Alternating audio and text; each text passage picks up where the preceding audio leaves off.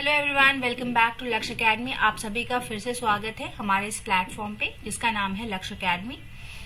हम यहाँ पे अपना आरपीएससी ग्रेड 1 इकोनॉमिक्स का जो प्रीवियस ईयर क्वेश्चन है उसको डिस्कस कर रहे हैं। यहाँ पे उसी की कंटिन्यूएशन में सीरीज में हम आगे डिस्कस करने वाले क्वेश्चंस को देखिए। जो भी स्टूडेंट फर्स्ट टाइम हमारे चैनल पे आए हैं वो यहाँ पे जाके डिस्क्रिप्शन बॉक्स में एक लिंक गिवन है, उस लिंक पे क्लिक करके आप हमसे कनेक्ट हो जाएंगे सो दैट कि क्लास की जो भी पीडीएफ्स वगैरह हैं वो सारा आपको अवेलेबल होता रहे ऑन टाइम एंड क्लास की नोटिफिकेशंस भी आपको मिलती रहे। साथ ही साथ अगर किसी भी स्टूडेंट को अगर आरपीएससी ग्रेड 1 इकोनॉमिक्स और कॉमर्स का प्रिपरेशन करना है, जो टीचर्स की वैकेंसी है आपके लिए दोनों कैटेगरीज में, कॉमर्स एंड इकोनॉमिक्स में, उसके लिए अगर आपको पेपर 2 की प्रिपरेशन करनी है तो आप हमारा ये ग्रेड 1 का जो बैच है लॉन्च हो चुका है, उसको आप अवेल कर लेंगे। अभी चिल्ड्रन डे के उपलक्ष्य में आपको ऑफर मिल रहे हैं, डिस्काउंट मिल रहा है 30% का, तो आप जरूर से अवेल कर लेंगे। 17 नवंबर तक ये डिस्काउंट है आपको, ठीक है। यहाँ पे आपको live and recorded classes, PDF notes, MCQ test, doubt sessions and 1-to-1 sessions आपको मिलते हैं, ठीक है। तो किसी भी तरीके की अगर कोई प्रॉब्लम होती है तो वो शॉर्ट आउट हो जाएगी आपकी। जरूर से आप एनरोल हो जाएं ताकि आपकी प्रिपरेशन और ज्यादा स्ट्रेंथन हो सके। चलिए ठीक है, आते हैं अपनी क्लास पे। देखिए, सबसे पहला आपके पास जो स्क्रीन पे क्वेश्चन है ना, सबसे पहला आपका स्क्रीन पे जो क्वेश्चन है वो है आपका ओलिगोपॉलिस्टिक इंडस्ट्रीज से है आपका किंग कर्व थ्योरी जो है उससे आपका क्वेश्चन पूछा गया है ना। ये फॉर्म्स ऑफ स्ट्रक्चर्स ऑफ जो आपके मार्केट होते हैं, है ना, मोनोपोली है, परफेक्ट कंपटीशन है, आपका ओलिगोपोली है, मोनोपोलिस्टिक कंपटीशन है, वहां से आपका ये क्वेश्चन है। उसमें पूछ रहा है कि ओलिगोपोलिस्टिक जो इंडस्ट्री होती है उसमें जो किंग का जो एक कॉन्सेप्ट है वो क्या दर्शाता है, क्या एज्यूम करता है। Response to the price increase is less than the response to the price decrease, कि मतलब प्राइस में जो इंक्रीज होता है उस पर रिस्पॉन्स ज्यादा आता है एज कंपेयर टू डिक्रीज पे। Response to price increase is more than the response to price decrease. Option C है आपका elasticity of demand is constant regardless of whether the price is increases और decreases, कोई असर नहीं पड़ता। या fourth आपसे कहता है कि इलास्टिसिटी जो होगी डिमांड की वो परफेक्टली इलास्टिक होगी, मतलब बहुत ज्यादा असर पड़ेगा अगर हमने प्राइजेस को छेड़ा, मतलब प्राइजेस को अगर कम या ज्यादा किए तो उसका रिस्पॉन्स डिमांड में बहुत ज्यादा मिलेगा, है ना। तो आपको ऑप्शंस लगाने हैं, टिक करना है, आंसर टिक करेंगे।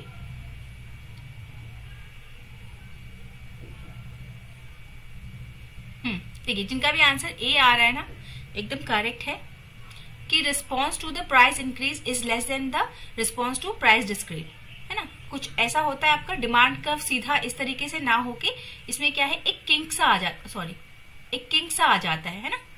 दिस इज द किंग, मतलब कि यहाँ पे कहने का मतलब क्या होता है कि जो कॉम्पिटिटर्स हैं, जो सेलर्स हैं, वो क्या करते हैं, अगर वो सोचते हैं कि अगर प्राइस को इंक्रीज कर दिया जाए तो कंपटीशन, मार्केट में जितना भी कंपटीशन है ना उससे ऊपर उठ जाएंगे, है ना। चलिए नेक्स्ट क्वेश्चन आपका मैच द फॉलोइंग है।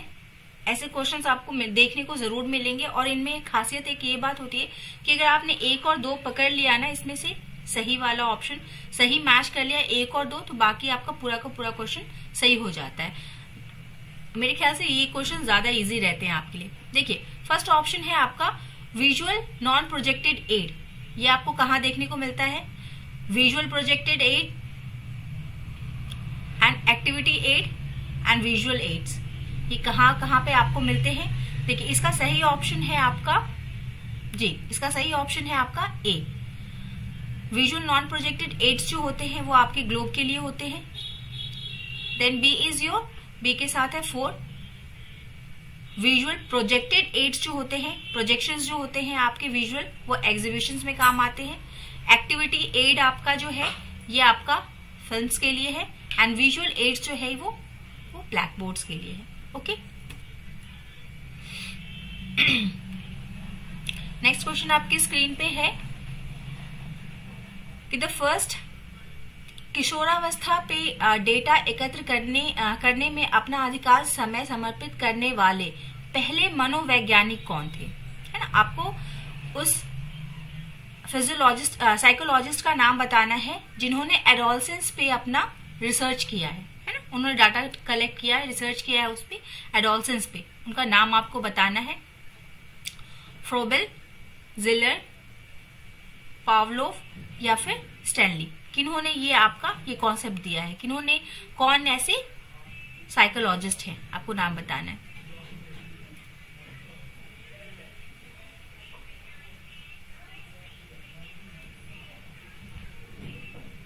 ये हैं आपके स्टैनले हॉल। ओके, इसका आंसर हमारा हो जाएगा स्टैनले हॉल। जो है ये फर्स्ट साइकोलॉजिस्ट हैं जिन्होंने अपना वैल्यूएबल टाइम दिया है in collecting datas on adolescence. किशोरावस्था पे इन्होंने रिसर्च किया है, डाटाज कलेक्ट किए। ये फर्स्ट ऐसे साइकोलॉजिस्ट थे। नेक्स्ट क्वेश्चन देखेंगे। देखिए, कल एक पेपर में आपके 2 बार ये OH थ्योरी से पूछा गया है। हैकर्स एंड ओलिन से आपका 2 बार पूछा गया है। ये आपका क्वेश्चन कहां से आया है? ये आपका आया है थ्योरीज ऑफ इंटरनेशनल बिजनेस का ये क्वेश्चन है ना। इसमें 4-5 थ्योरी है आपका, वहां से ये क्वेश्चन अराइज किया है। रिपीट हुए 2-2 क्वेश्चन आए हैं एक पेपर में। तो ये यानी कि ये इंपॉर्टेंट ये जो टॉपिक है ये आपका काफी इंपॉर्टेंट है। देखिए, आपके ऑप्शंस है where labour relatively plenty will be replaced by capital. जहां श्रम जो है आपका, ये फैक्टर्स ऑफ प्रोडक्शन होते हैं। फैक्टर्स ऑफ प्रोडक्शन जो है लेबर एंड कैपिटल। तो लेबर एंड कैपिटल में कह रहा है कि अगर आपके पास किसी कंट्री के पास लेबर बहुत ज्यादा है तो उसको क्या करना चाहिए? उसको रिप्लेस कर देना चाहिए कैपिटल गुड से। ऐसा क्या? सेकेंड ऑप्शन कहता है कि जहां पे लेबर बहुत ज्यादा है, प्लेंटीफुल है, दे विल, वैसी कंट्रियां क्या करेंगी? एक्सपोर्ट करेंगी labour intensive products. Option C कहता है where the capital is relatively scarce will export capital intensive. जहां पे कैपिटल कम है, बहुत कम है, वहां पे आपको कैपिटल इंटेंसिव, जिसमें पूंजी ज्यादा लगे, वैसा उत्पाद बेचना चाहिए, मतलब एक्सपोर्ट करना चाहिए।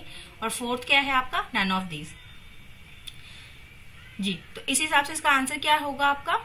ये थ्योरी आपको क्या बताती है? हैकर्स एंड ओलिन की थ्योरी जो है आपको बताती है कि आपके पास ये एब्सोल्यूट एडवांटेज, इसका दूसरा नाम क्या है? Theory of absolute advantage. इसको दूसरे और नाम से जानते हैं। यहाँ पे हैकर्स एंड ओलिन ना दे करके अगर आपसे एब्सोल्यूट एडवांटेज थ्योरी बोल देता तो भी आपका आंसर यही होता।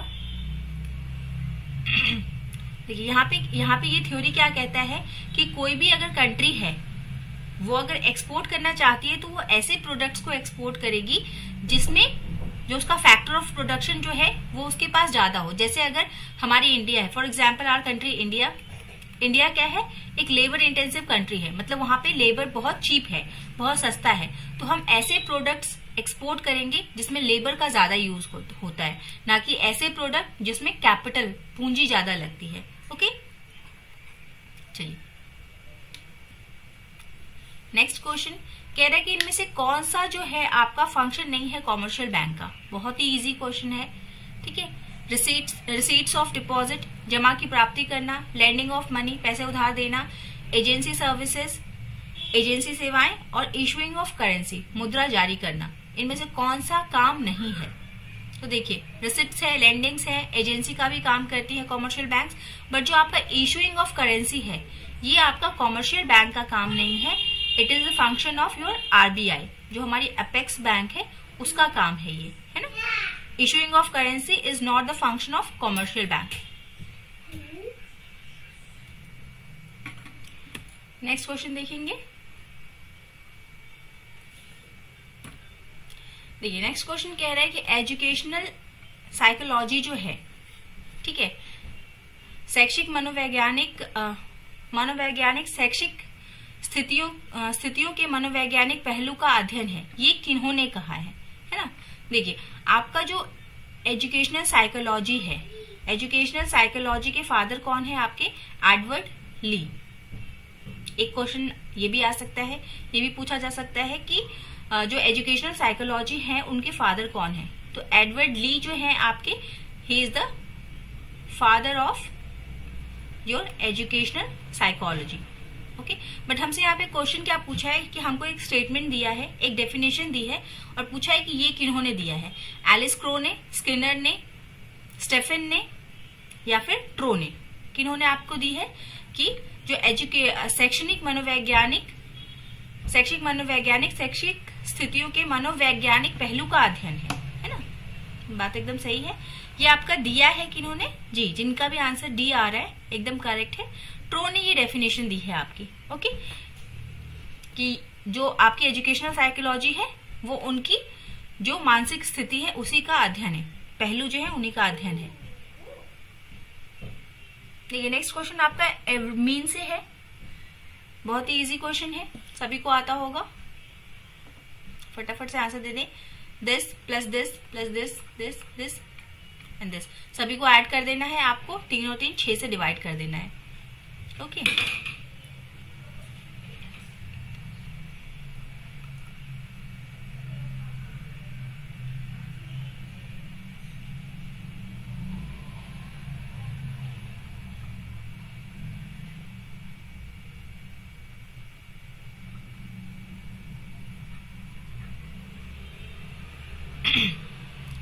जी इसका आंसर क्या आ जाएगा आपका 47। Okay, this all divided by, आपको सबको ऐड करके 6 से डिवाइड कर देना है, आपका आंसर आ जाएगा।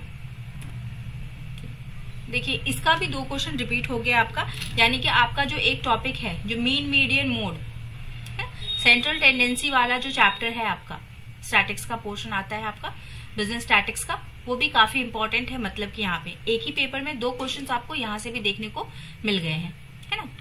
देखिए नेक्स्ट क्वेश्चन पूछ रहा है कि liberalisation refers to your LPG. यहाँ से भी कल हमने क्वेश्चन डिस्कस किया था और ये सारा प्रीवियस ईयर क्वेश्चन है। दैट मीन्स आप समझ सकते हैं कि जो ये न्यू इकोनॉमिक पॉलिसीज जो है वहां से भी क्वेश्चन पूछे गए हैं, आपका थ्योरी ऑफ इंटरनेशनल बिजनेस से भी पूछा गया है, and your central tendency repeated question जिनके हैं हम उनकी बात कर रहे हैं, है ना। तो हमसे यहाँ पे पूछा है कि liberalisation refers to, option A है slackening of government regulations, strengthening of government regulations, more controls in trade, more restrictions in export. ठीक है, देखिए लिबरलाइजेशन मतलब क्या है, ढीला छोड़ना, उदारीकरण करना। तो ये मोर कंट्रोल, मोर रेस्ट्रिक्शन ये सब कभी नहीं होगा। गवर्नमेंट रेगुलेशन ये भी नहीं होगा। इसका क्या मतलब था कि रूल्स एंड रेगुलेशन जितने भी थे ना गवर्नमेंट के, उनको हमने क्या किया, थोड़ा ढीला छोड़ा, है ना, सो दैट कि हमारा जो बिजनेस है वो पनप सके।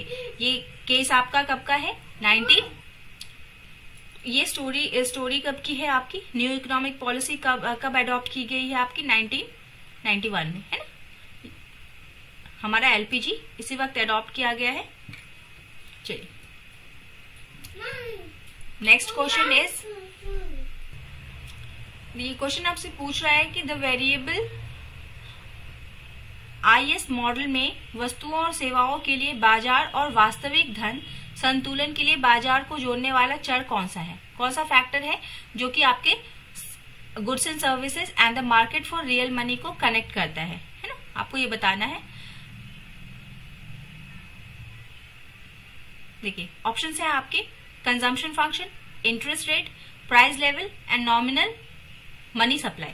कौन कनेक्ट करता है आपके goods and services and the market for the real money balance, इसको आपको कनेक्ट करता है आपका जी, जिनका भी आंसर बी है, इंटरेस्ट रेट, ये आपका करेक्ट है। ओके,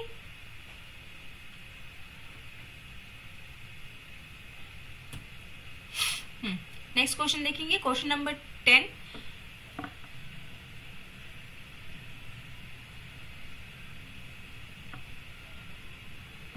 अगर हम यहाँ पे क्वेश्चन कह रहा है कि the cost of one thing given up for the alternative, कल भी ये हमने डिस्कस किया है कि अगर मान लीजिए आपके पास 2-3 ऑल्टरनेटिव्स हैं, है ना, और आप किसी एक को सेलेक्ट करके बाकी सारी चीजों को छोड़ देते हैं, तो वो कैसा कॉस्ट होता है आपका, average cost, total cost, opportunity cost या मार्जिनल कॉस्ट, है ना।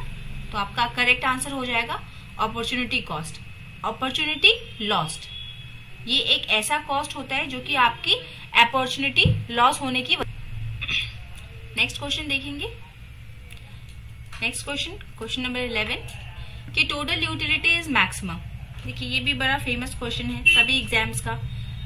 आपसे पूछ रहा है कि टोटल यूटिलिटी जो है आपका वो मैक्सिमम कब होती है? When marginal utility is 0, when marginal utility at its highest point, marginal utility is equal to the average utility and average utility is maximum. कब होता है आपका TU maximum?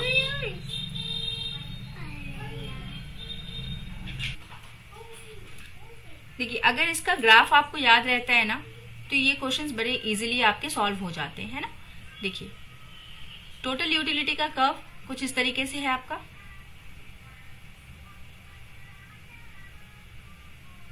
And your marginal utility is like this, है ना। तो हमसे पूछ रहा है ये है आपका टीयू और ये है आपका एमयू, मार्जिनल यूटिलिटी। हमसे पूछ रहा है कि टीयू जब मैक्सिमम होता है उस वक्त एमयू की क्या कंडीशन होती है।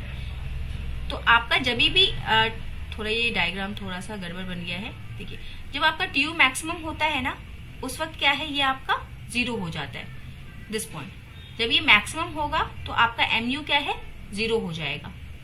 ओके, तो इस हिसाब से हमारा ऑप्शन क्या सही है, MU is equal to 0। TU will be at max when MU is your 0। Okay, जब एमयू हमारा 0 होता है, पहले पॉजिटिव रहता है एमयू, मार्जिनल यूटिलिटी हमारी इंक्रीज होती है विद द कंजम्पशन या फिर यूटिलाइजेशन, देन वो 0 पे आती है और फिर वो नेगेटिव हो जाती है। बट टीयू जो है आपका कभी भी नेगेटिव नहीं हो सकता, टोटल यूटिलिटी कभी भी नेगेटिव नहीं होती। चलिए नेक्स्ट आपसे कह रहा है कि वेलफेयर इकोनॉमिक्स जो है ये आपका किसका पार्ट है? कल्याण अर्थशास्त्र की एक शाखा है जो कि समग्र स्तर पर कल्याण का मूल्यांकन करने के लिए तकनीकों का उपयोग करती है। ये किसका पार्ट है आपका? मैक्रो इकोनॉमिक्स का, माइक्रो का, पॉजिटिव इकोनॉमिक्स का या सप्लाई साइड इकोनॉमिक्स का? किसका आपका पार्ट है बताना है आपको।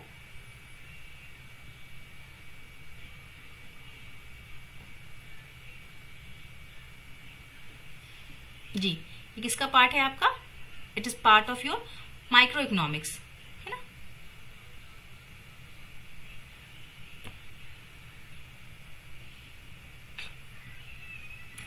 Next, which of the following is a broad money?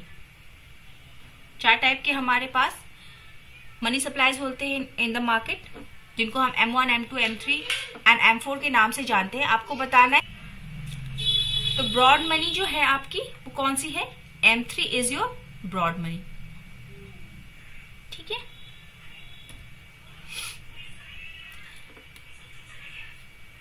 Next question number 14, समानतः समग्र मांग का सबसे बड़ा घटक कौन सा होता है ना। सबसे बड़ा घटक कौन सा होता है? कंजम्पशन एक्सपेंडिचर, इन्वेस्टमेंट, सेविंग और टैक्स। कौन सा सबसे बड़ा आपका लार्जेस्ट होता है? एग्रीगेट डिमांड का सबसे बड़ा पोर्शन क्या है आपका? Consumer expenditure. ओके, ये सबसे लार्जेस्ट पार्ट है आपका।